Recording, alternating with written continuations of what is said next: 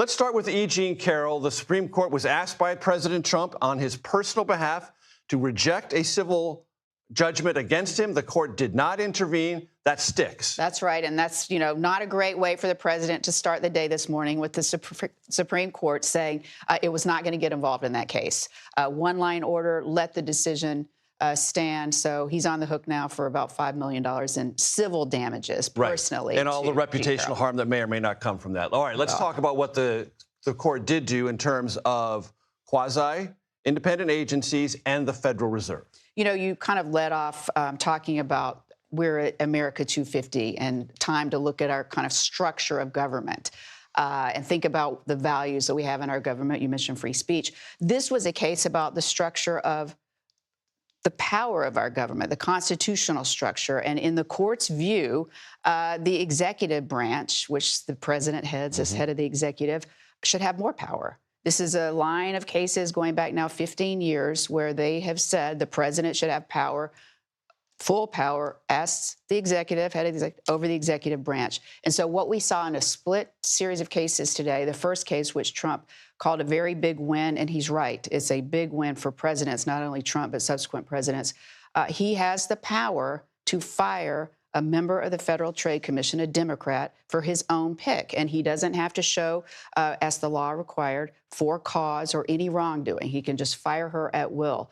That's at odds with what Congress and how Congress created the FTC in 1914. And other similarly about 24 other federal agencies. Independent agencies. But the court, in its ruling by the Chief Justice John Roberts, said that the presidents, as head of the executive, have to have full control over these agencies so that voters know who to hold accountable. That is a line we've seen throughout the conservative legal movement for decades, this kind of faceless administrative bureaucracy. And so today, this was a big win. A win not for the only unitary for Trump, executive theory of presidential the conservative power. How about movement. the Federal Reserve and presidential but there, power? They drew a line and said, but the Fed is different. The Fed is not this kind of independent federal agency that exercises executive powers. It was created to kind of oversee our monetary supply, which, could make it more of a quasi-legislative branch, actually. So it's different, and the president, if he is going to replace someone on the Federal Reserve, has to, again,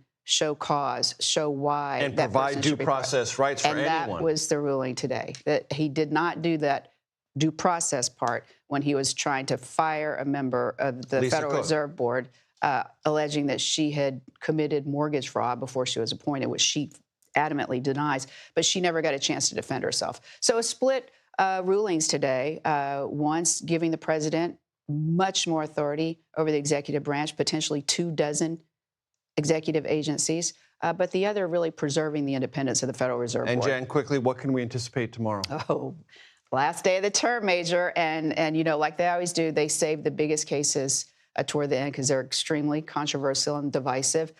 We got big ones today, but tomorrow, I think perhaps the biggest, whether President Trump, with the stroke of a pen, can redefine what it means to be a citizen in this country and say birthright citizenship is not automatically available to the children of people who are undocumented or here temporarily. Huge case. There's a case involving transgender participation in girls' sports and whether states, 29 states now, can ban that. And then we have a big campaign finance reform case also. So, that's how they're going to finish the term. And, we're seeing some themes emerge from this court about, certainly about executive power. And here's a prediction. We'll see you again tomorrow night, That's Jan right. Crawford. And we're going to have just as great of a show tomorrow, too. We will indeed. Yeah. We will indeed. Thank you, right, Jan, thanks. very much.